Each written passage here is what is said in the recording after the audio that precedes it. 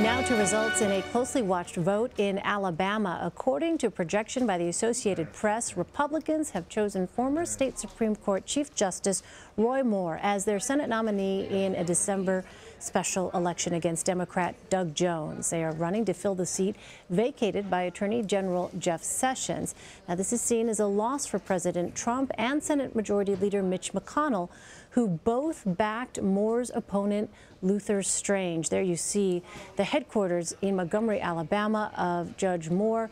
CBS News Elections and Surveys Director Anthony Salvanto is with us now to talk about this. So, Anthony, let's set the table a bit. Heading into this vote, what did the polls indicate for Roy Moore and Luther Strange? Well, the polls had Roy Moore up, and a lot of folks very fairly thought, well, we're not sure because polls can't necessarily capture in this small of a turnout election everybody who might show up.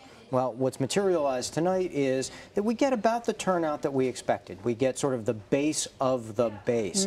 And you see that in this break among rural areas, rural parts of Alabama, where Judge Moore would have been expected to do well. He was. But then in and around the larger cities where Luther Strange had hoped to sort of run up the score, he just wasn't performing well enough. There wasn't enough turnout in those places, and that's what sort of put him on this path. All right, let's go ahead and bring in our Chip Reid, who is there in Montgomery, Alabama at the headquarters, the campaign headquarters for Roy Moore. So, Chip, what is the atmosphere there like now?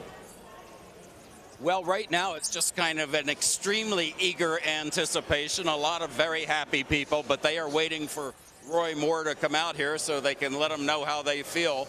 As I told you earlier, there's a lot of fervent religiosity here, a lot of people who believe here that it was God's will that he would win, and they're not surprised at all. They were extremely optimistic, and I think he is going to get an absolute roar from this crowd when he finally does come out here to give his victory speech. And Chip, what mattered most and matters most to those voters, those supporters of Judge Moore's? Well, I would say certain religion and country, as a number of people here have put it to me, we are going to be taking, Roy Moore is going to be taking God and country to Washington, and we're going to turn that place upside down.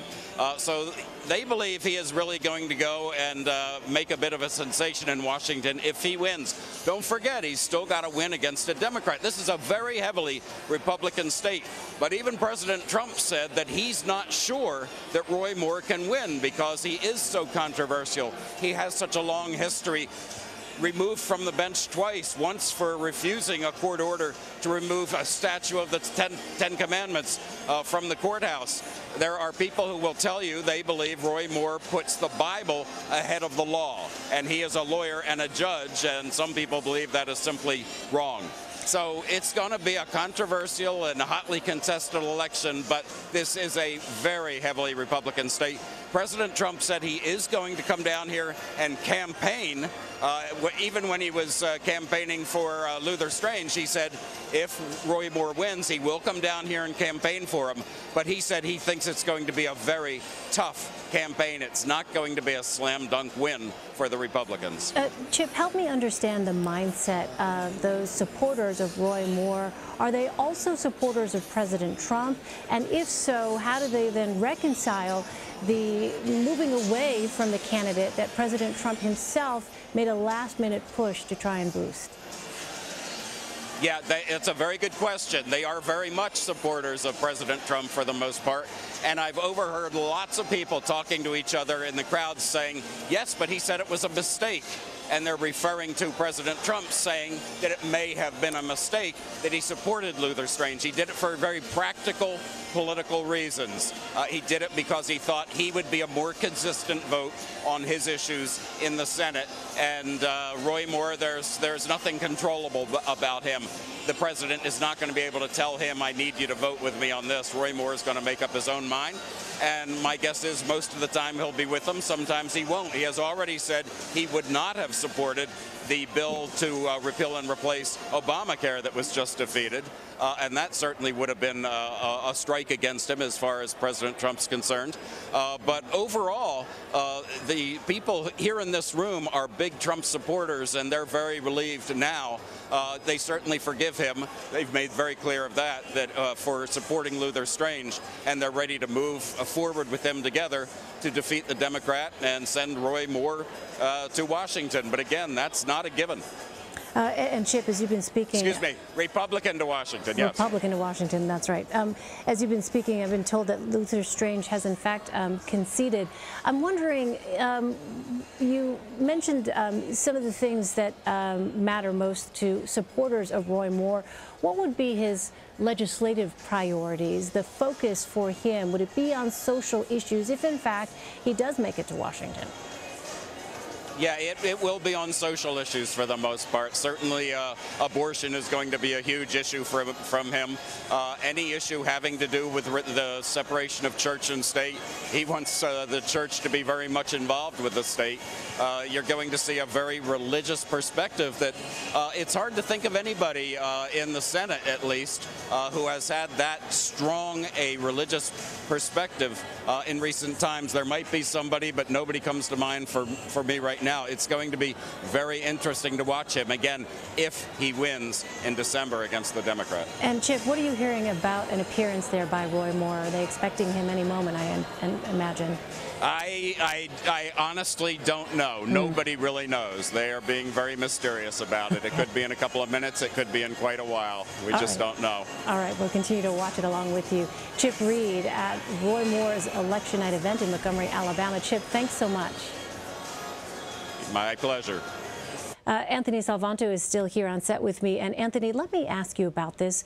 Do we have any way at all of knowing what the effect of this loss by Luther Strange and this victory by Roy Moore could mean for President Trump? Because it was interesting to hear the president on Friday, when he was in Alabama on the stump for Luther Strange, talk about how this would be perceived in the national media if, in fact, Luther Strange lost, as the president being unable to carry the Republican candidate over the finish line. Do we have any sense at all? Because he is a unique political figure. Right. What you will see is Washington will read this as a test of who controls the Republican Party, who controls the Republican base. And I really can't emphasize enough, what you see in a race like this is the most ideological, most conservative voters that you can muster, because it's not a large-scale election, right? But what the rest of the country should see or will see out of this, people might ask, well, why does an Alabama Senate seat matter? And it's that it reads as the mood of the Republican Party. And it tells you that no matter who it is, Donald Trump or otherwise, if they're in Washington, right, the Republican base is looking for something that is against Washington. As soon as somebody is there, they want somebody different. They want somebody who is considered an outsider. They want somebody who is just going to say, I'm going to shake things up. We have seen this for years in the polling, where they say anything Washington tells us to do, we're going to do the opposite. So that's going to be a dynamic constantly. And as we head into 2018 and you start to see primaries where these very conservative voters turn out in force, a lot of the Republican sitting senators and congressmen are going to pay a lot of attention, maybe more attention, to that base in the primaries than to trying to find a sort of middle ground, looking for that general election with a larger set of voters. And that's because of who shows up. That's a really interesting point, because one of the things, as I was listening to Chip speak about, when you look at priorities of voters, to hear the emphasis on social issues, on things like abortion, on separation of church and state, where did those issues rank in the general election in 2016? Yeah, they're not as high in the general, but they are very high for that ideological base. And, you know, sometimes when people ask the broader question, why does it always feel like we're so divided? Why are people can't seem to get along? One reason that a lot of people point to is that folks who really care and are really passionate and spend their Tuesday nights turning out in the, in a warm summer evening or late summer evening, those folks have a different set of issue priorities than that sort of median voter, that sort of middle ground voter who tends to turn out in larger elections. So all those politicians have to get through the base and get through runoffs and primaries like this, and that sort of pulls them, a lot of folks think, out to the ends of that scale, more conservative and more liberal on the other side.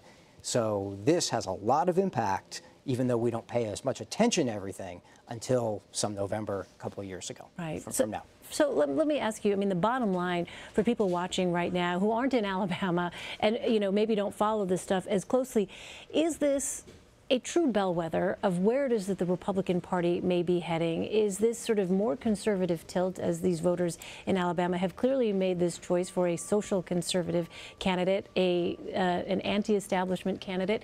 Is this a way to predict at all, in any way, shape, or form, what we might be seeing here for the Republican Party, as I ask you to take out your crystal ball? It's all right.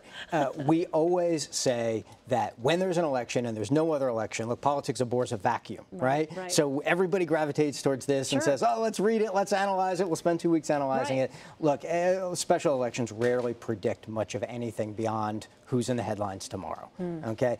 But what Washington thinks of it, where the fundraising money then goes, where the donor money then goes, can have a determining effect. And so that part of it will be a little bit self-fulfilling in that regard. But by and large, no. By and large, there will be different segments of the party, all of which will have their say over the next year or two. All right, stay tuned. Anthony Salvanto, thank you so much for helping us to break that all down.